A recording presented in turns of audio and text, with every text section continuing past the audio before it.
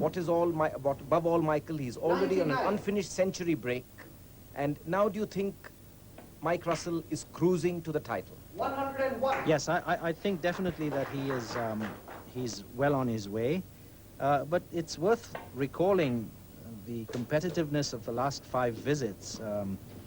Let's take it one by one. 104. In this session so far, before those last 5 visits, Russell had a 74, 294, and 192, as opposed to 85 and 99 by Gilchrist. 107. In the last 5 visits, Gilchrist had 115, 3, 88, 72, and 124.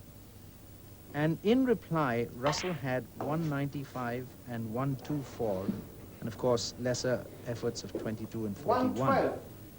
The cumulative effect of which is that Russell is now 1,065 to 651. Now, under the rules, if the aggregate score reaches 2,000, or if one player reaches 1,500, whichever event takes place earlier, the session comes to an end. So if my arithmetic is correct, with Peter Gilchrist 651 on the board and Russell 1065, this session will come to an end if Russell should make a 285 break.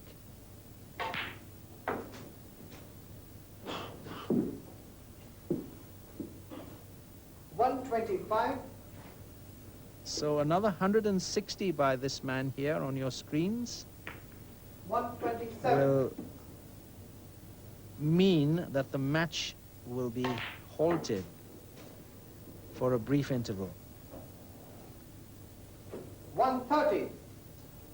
And Michael, do you think Mike Russell is now approaching near perfection at the top of his form? Absolutely.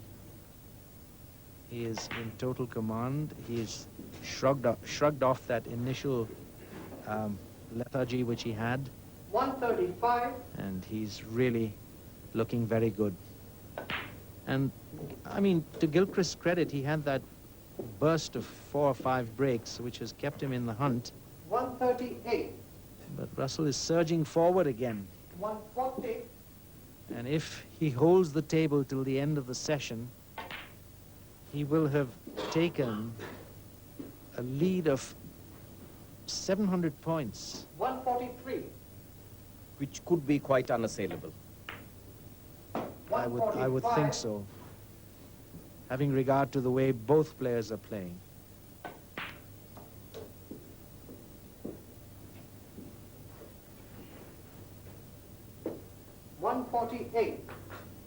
It's really awesome, you know, when this man gets onto the table and near this position and into this position, you could practically sit back and say, oh well, here comes another 200 or 300 or whatever.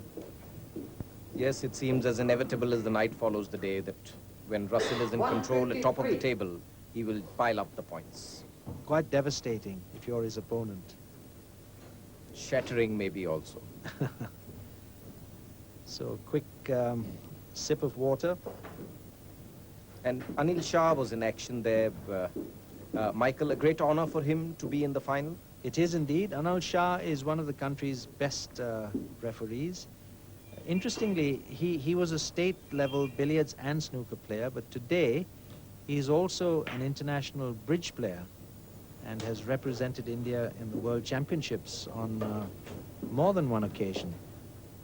156. So quite an all-rounder, 158. Anil Shah. And Anil Shah, yes.